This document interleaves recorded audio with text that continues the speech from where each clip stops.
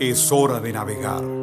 Sí, navegar por los mares de la tristeza, en la barca de tu ingratitud, en la barca de tu desprecio, buscando encontrar el mar del eterno olvido.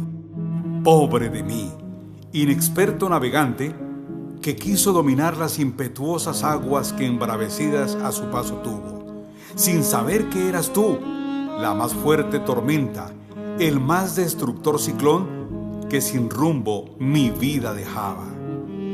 No hay puerto a la vista, las velas de este viejo barco ya no existen y en una deriva eterna se ha quedado.